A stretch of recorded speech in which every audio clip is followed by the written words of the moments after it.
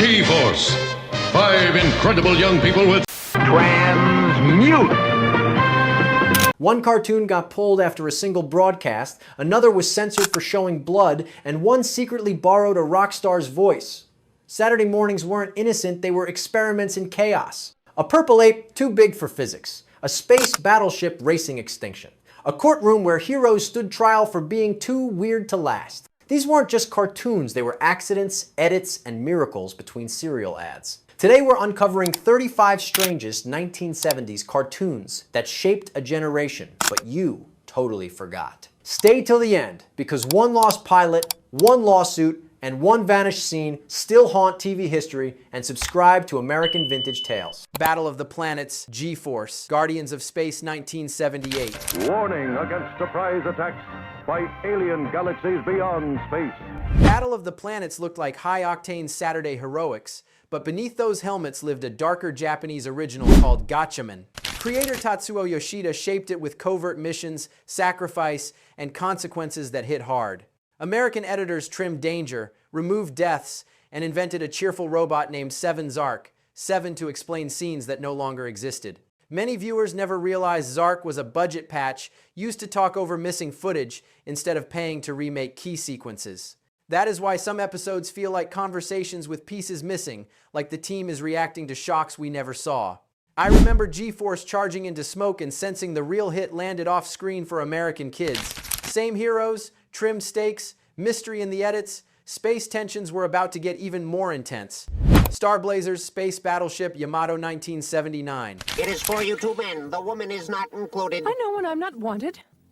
That was very rude. Star Blazers turned Saturday mornings into serialized stakes with a battleship reborn as the Argo, racing against a planet-killing radiation deadline. Producer Yoshinobu Nishizaki and designer Leiji Matsumoto shaped the world with solemn silhouettes and heroism tinged with loss. Some local stations shuffled or trimmed episodes for time, so kids traded notes like secret agents to keep the plot straight. That confusion made the story feel even bigger, like you had to earn the right to reach the finale. I remember charting the wave motion countdown on notebook paper like the fate of Earth depended on my pencil. The show trusted you to follow every piece. Right when this space drama peaked, a masked swordsman was preparing to leave his mark on the decade. The Legend of Zorro, 1975.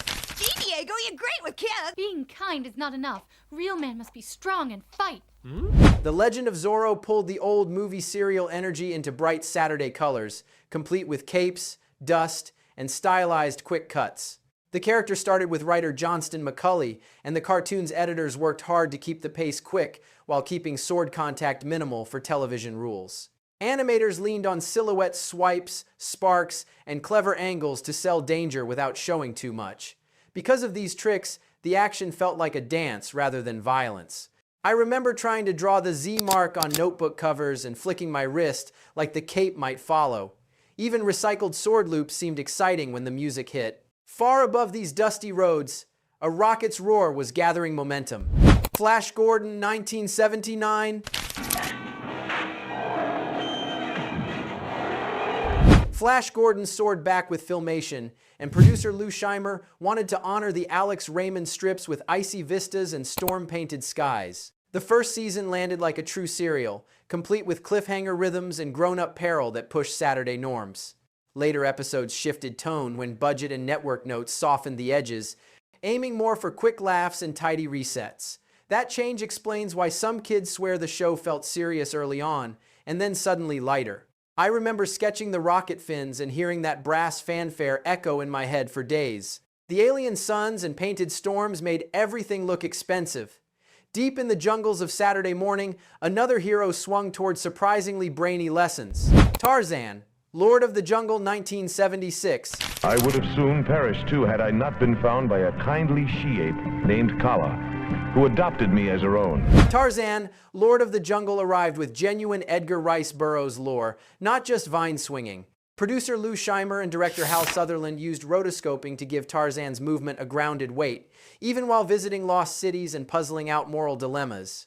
Episodes framed him as a diplomat and translator, solving cultural clashes with language rather than fists. Tight budgets recycled animation, but the writing treated audiences like they could handle big ideas, so repeated moves felt like ritual, not filler. I remember mumbling ape language under my breath during recess, convinced I could decode the rules if I listened. It showed that Saturday mornings could teach gently if the adventure stayed loud and the map stayed mysterious. A purple giant was about to stomp into view. The Great Grape Ape Show, 1975. A purple giant riding on a tiny van should not work, but it did. Hanna-Barbera leaned into simple setups and big reactions, and kids remembered the chant that kept rolling through episodes like a drum beat. Writers Joe Ruby and Ken Spears knew crossover juice was gold, so Grape Ape kept bumping into familiar faces from other shows, and that made the world feel shared.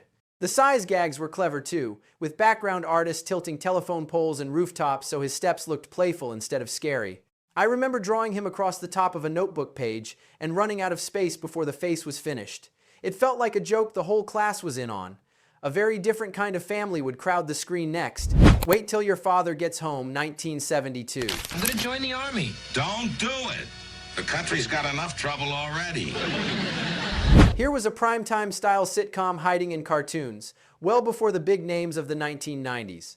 Creators Tom Patchett and Jay Tarses wrote about a dad juggling a changing America, and Tom Bosley gave the voice a warmth that made the Grumbles feel human. The show poked at politics, generation gaps, and Cold War nerves while still landing simple kitchen table laughs. Standards did not want heavy topics, so the team softened some edges with neighborhood busybodies and running gags. The result felt like a show for parents that kids could still watch. I remember the theme playing while Mom stirred a pot and told us to keep it down. It proved cartoons could talk about real life without losing their easy swing. A classic monster soon came stomping in. The Godzilla Power Hour, 1978. Natsuki, where are you? Hanna-Barbera put the king of monsters on a research vessel and turned city smashing into rescue adventures. Toho owned the legend, but Doug Wildey helped shape the look so the beast could fit a weekly schedule without scaring censors off the map. The tone leaned brave and helpful. Then the team added Godzuki to lighten the mood and reset tension when things got too hot. Some fans still argue about scale shots and how the roar felt softer on television, but the design kept that heavy presence in the wide frames. I remember holding my breath whenever the dorsal plates began to glow, waiting for that blast that solved everything. It was safe mayhem for breakfast. A gadget-heavy pair of heroes would soon join the party from the same studio. Dino Mutt Dog Wonder and Blue Falcon, 1976. Get a falcon! Yay, Blue Falcon! Thank you, ladies and gentlemen, and Dog Wonder fans. This one felt like a superhero show and a mechanical gag reel sharing the same mask. Joe Ruby and Ken Spears took a straight-faced hero and paired him with a lovable breakdown machine. The fun was watching elegant plans wobble when a spring popped or a cable knotted itself. The layouts loved big entrances, the Falcon car sliding into frame while Dynamut tested a new attachment that never quite worked. Crossovers with a certain mystery crew kept the brand buzzing, and that built a shared universe before we used that phrase. I remember imitating the gadget names at recess and messing up the delivery exactly like the dog. The world felt connected, confident, and a little silly. Under the waves, a serious science station was already humming toward trouble. Sealab 2020, 1972. Each day, these oceanauts meet new challenges as they build their city beneath the sea. An underwater base full of scientists and families gave Saturday morning a thoughtful heartbeat. Hanna-Barbera leaned on Alex Toth designs, all clean lines and purposeful rooms, so the ocean felt like a place where problems were solved with brains first. The stories tackled conservation and technology without preaching, and the rescue gear looked like something a real team might use. Every now and then the mood turned tense, and the show trusted silence to make you feel the pressure outside those windows. I remember pressing my face to the television like I could see the currents shift behind their helmets. It made the future feel responsible and close. Watching it now, you can still hear the optimism in the hum of the bass and the calm in their voices. Magilla Gorilla 1964. Gorilla sale, pull over. How much is that gorilla in the window? Will you take $50? Hanna-Barbera built Magilla Gorilla around a simple pet shop loop and let the jokes ride on timing. Joe Barbera loved the old vaudeville rhythm, and it shows in the repeats that feel like music rather than filler. The gag was a gorilla always almost adopted, then shuffled back to Mr. Peebles with a polite, "Thanks a lot."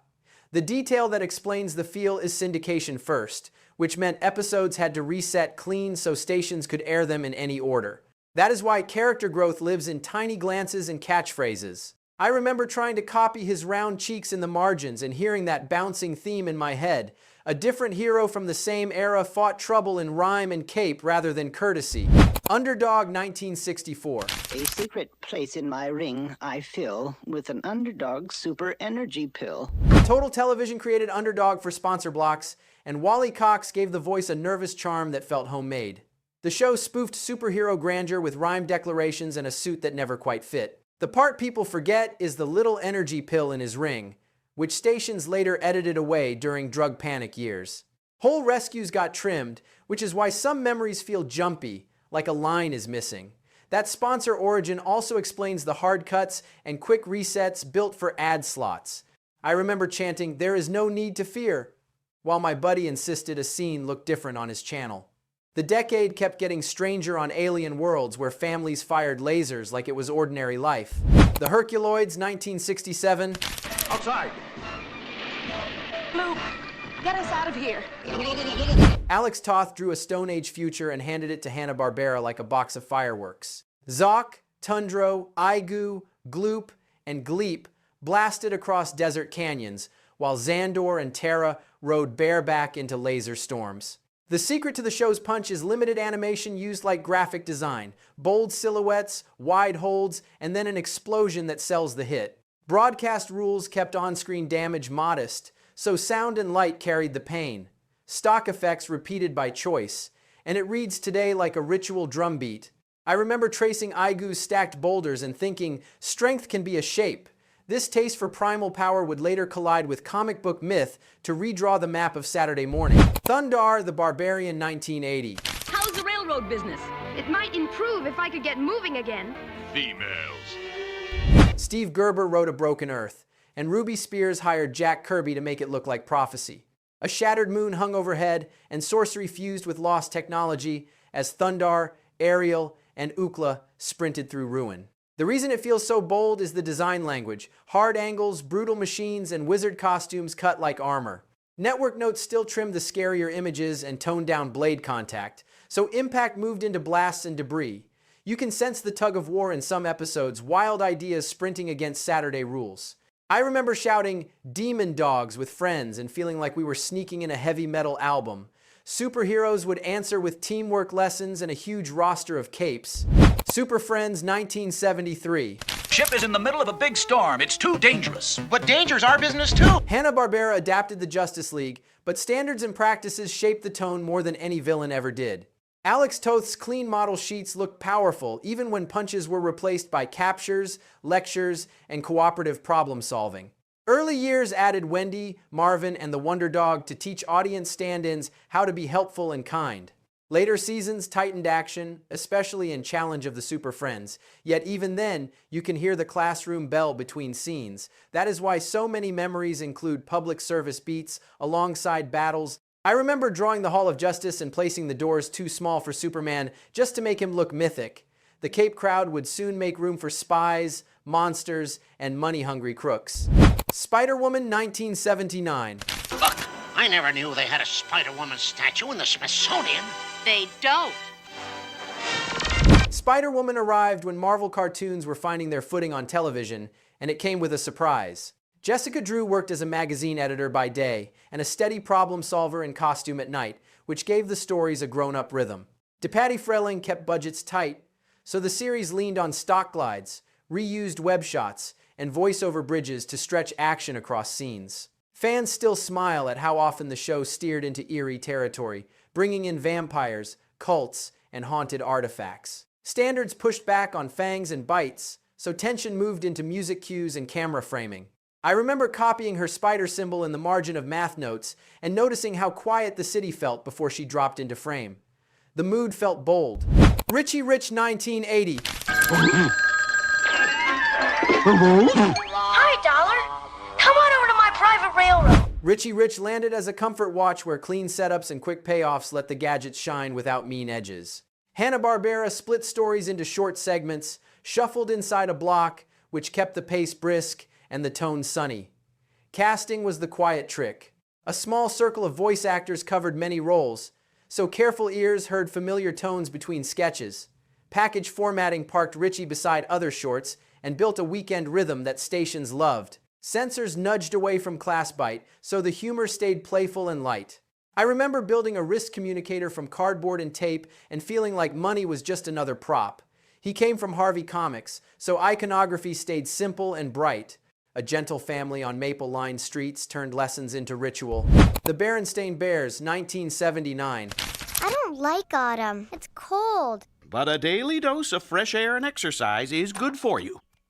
The Berenstain Bears began on television as seasonal specials before the later series, and those broadcasts taught the tone that stuck. The stories moved at a measured pace while Mama and Papa turned small mistakes into calm course corrections, and kids recognized rules without feeling scolded. Budgets were modest, so the animation leaned on warm holds, lingering close-ups, and bits of physical comedy from brother and sister. The small surprise is how the Christmas special anchored the brand on television and kept the family returning each year. Music carried half the parenting, with gentle refrains that made living room noise settle down. I remember tracing those round snouts and trying to write the title in the same soft block letters. It felt like kindness you could tune to on demand. Fangface, 1978. All going to have the honor of being the first to witness... Fangface took the Mystery Gang template and swapped in a teenage werewolf who transformed whenever the full moon or a round object appeared. Ruby Spears kept the story simple so kids could ride the gag, while backgrounds stacked spooky greens and purples that read clearly on older televisions. Standards did not want biting or blood, so the monster tore through scenery, panicked, and saved the day by accident. The tweak that gave the show identity was the transformation timer, which turned suspense into a clock you could feel from the couch. I remember holding up a cookie and saying the line that triggered the change like I had found a secret switch. A different ghost-filled caper was waiting in the wings, built on a clock from a forgotten century. The Funky Phantom, 1971. It's a funky phantom! The Funky Phantom played like a Revolutionary-era spin on Friendly Spirits, with three teens freeing a ghost named Jonathan Wellington Muddlemore and his cat from a long-forgotten clock. Hanna-Barbera filled the soundtrack with groans, rim shots, and the stutter, stretching gags into full scenes while chase music kept the feet moving. What makes it click is history, props, and portraits sneaking into backgrounds, hinting at old stories that never turn grim. Animation was thrifty, so the team leaned on looping runs and peek-around corners poses that felt like a stage play. I remember checking antique shops with family and looking for clocks with hidden panels like the one in the show. It wrapped danger in manners and let the past feel playful instead of heavy. The Lone Ranger, 1966. Those jerky movements. The Lone Ranger returned to animation with clean lines and upright morals, leaning on William Tell's overture to kickstart living rooms into attention. Format changes trimmed gunplay, so the hero relied on trick shots, clever deflection, and rope work to move danger off-screen. Tonto remained steady but softened, a shift from older portrayals, and educational notes slipped into dialogue about justice and respect. The surprise is how many backgrounds were repurposed from earlier Western shorts to stretch the budget without breaking the frontier mood.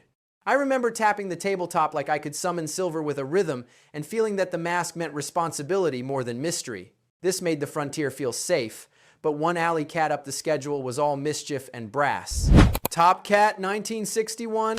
I'm sorry, you have dialed the wrong number. Please check the proper number in the yellow book. Top Cat hustled into Hanna-Barbera's lineup with smooth talk, alley schemes, and Officer Dibble eternally one step behind. Writers pulled inspiration from big city comedies, which gave dialogue a quick patter rare in early cartoons.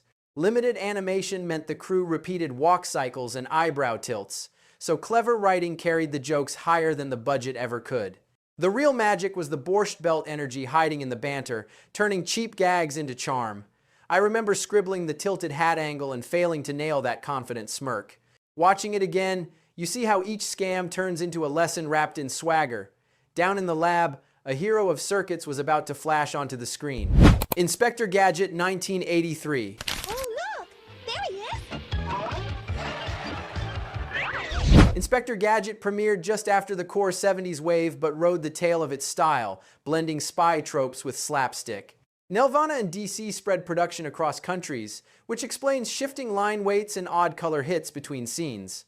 The satchel of go-go gizmos sold the premise, but the quiet detail is Penny and Brain, solving everything off to the side, shielding the show from true failure. Sensors nudged explosions into flashes and smoke instead of impact, so tension lived in the countdowns. I remember pretending a plastic watch extended grappling hooks and muttering "gadget copter" into the fan breeze.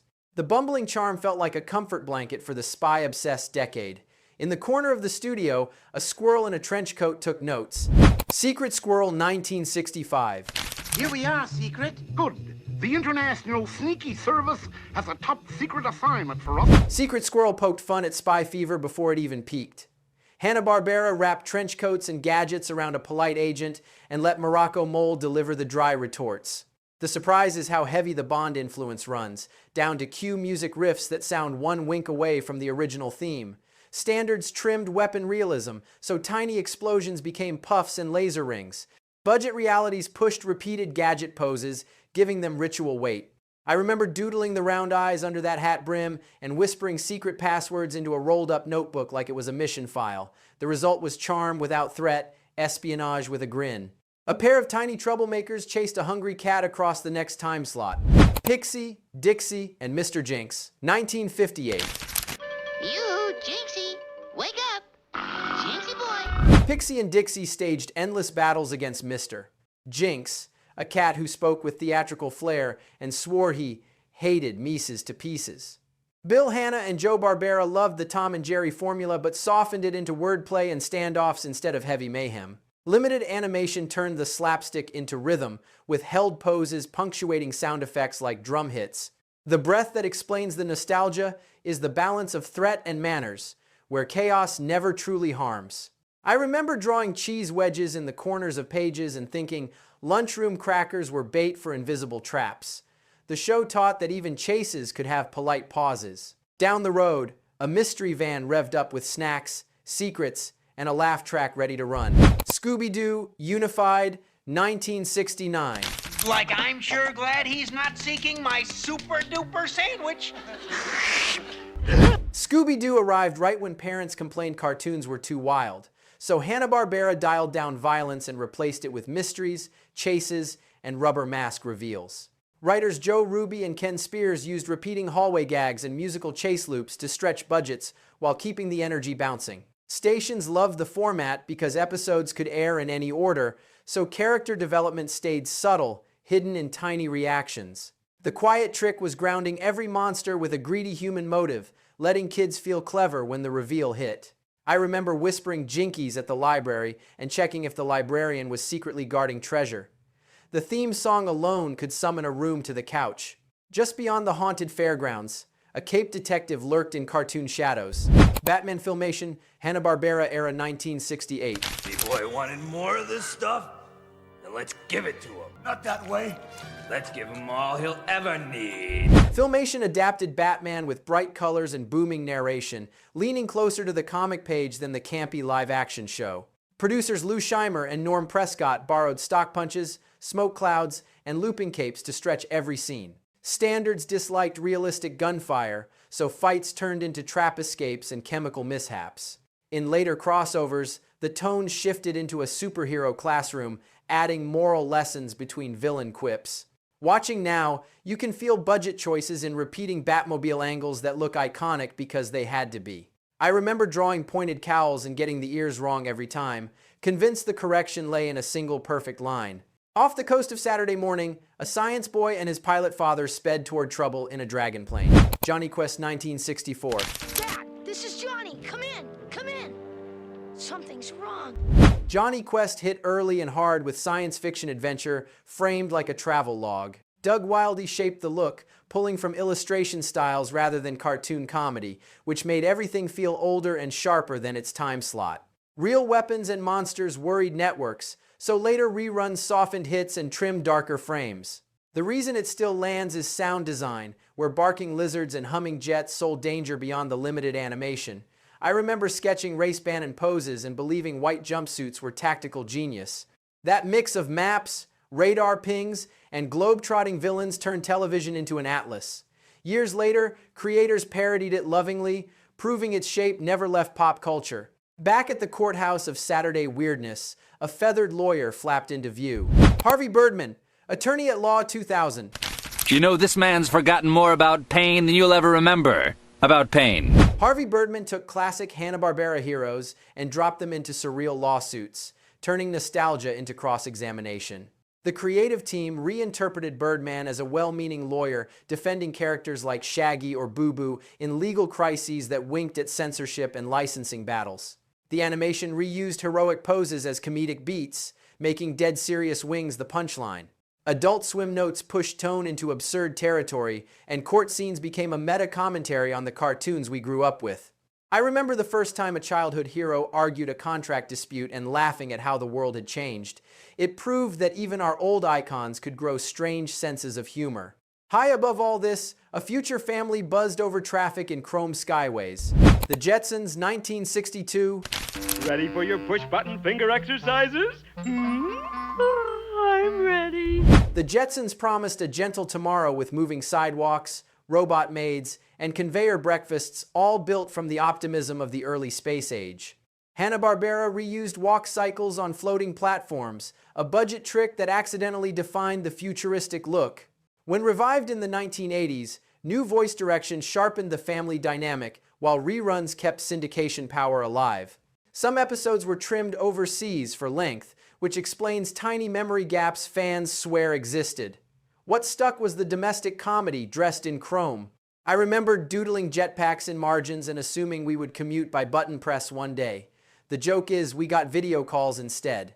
In the glow of that sky city, a parchment-skinned space guardian and his cosmic teammates prepared to launch. Space Ghost 1966. And the creatures I have created for the purpose of conquering the universe. Space Ghost looked simple at first glance, but Alex Toth designed a world that did more with stillness than most shows did with motion. The figure stood like a monument, then the screen snapped to life with power bands and ghostly vanish moves. Voices by Gary Owens and company gave straight-faced weight to plots that could have collapsed without conviction. The real secret was the layout. Long holds, stark angles, and bold shadows made every entrance feel like a poster come alive. Sensors kept contact light, so impact lived in light beams and echoing sound. I remember copying the cowl outline and realizing how few lines it took to feel powerful. The mantle felt ancient and new at once. Another winged guardian soon tested the same graphic rules against stranger threats. Birdman and the Galaxy Trio 1967. Avenger, get Birdman coffee. Come on, Birdman, you can do it. Birdman took sunlight and turned it into a code. When he raised his arms and called for the sun, kids at home raised theirs too, like a pact. Alex Toth again kept silhouettes clean so every blast and shield read from across the room. Episodes split time with the Galaxy Trio, a team that stacked simple powers into crisp teamwork. Broadcast limits trimmed heavy hits, so victory arrived through beams, shields, and careful editing. The music sold danger while the screen stayed tidy. I remember tracing the crest on his chest and feeling the pose lock me into place. That seriousness is why the later courtroom parody lands so hard. A very different hero would soon trade solemnity for a club and a howl from the Stone Age. Captain Caveman and the Teen Angels 1977. Save you. Captain Caveman barreled into the mystery format like a rock slide with a smile. Ruby and Spears riffed on the Kid Sleuth template, then dropped in a shaggy prehistoric hero who could pull anything from his club. The laugh was timing. He would roar, try to fly, sputter, and somehow land on the clue that mattered. The Teen Angels kept plots moving while the big guy turned malfunctions into progress. Standards did not want real bone-crunching action, so the chaos stayed bouncy and bright. I remember shouting the catchphrase with friends and hoping my toy broom would lift off like his club. It felt like slapstick archaeology in a world of locker talk and gadgets. Far above the campus, a pop band strapped on helmets and left Earth behind. Josie and the Pussycats in Outer Space, 1972.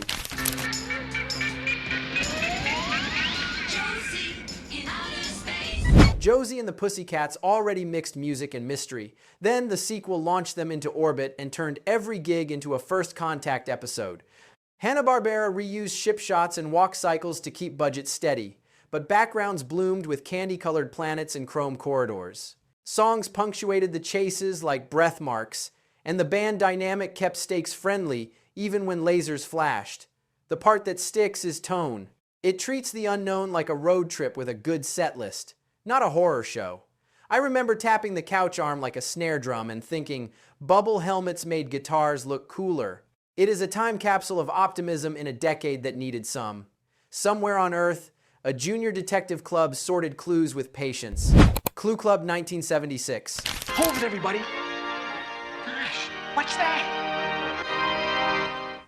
Clue Club brought a patient rhythm to the kid detective wave. 2 teens led the charge while younger helpers and 2 talkative dogs gathered details that adults missed. The writing leaned fair. Clues were placed plainly so kids could guess early. Then the reveal rewound evidence to show the path. Animators saved drawings with repeat walk cycles and board wipes, but the staging made neighborhoods feel real.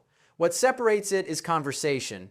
Scenes breathe long enough for suspects to deny and contradict themselves, which teaches listening without saying so. I remember pausing at door frames in my own house like they did, checking corners for something out of place. The show trusted quiet minds to win. A carnival of riches and pratfalls waited around the bend. And that wraps our tour of the strangest 1970s cartoons, where weird 70s animation, purple giants, haunted helmets, and rocket guitars ruled Saturday morning. Some became cult classic 70s cartoons, others faded into forgotten reruns. But every retro 70s show left a strange little fingerprint. Hanna-Barbera filled the decade with wild ideas and the weirdest cartoon characters you could dream up. If you remember obscure vintage shows like these, you know how loud the room got when that theme song hit. Thanks for watching and remembering with me.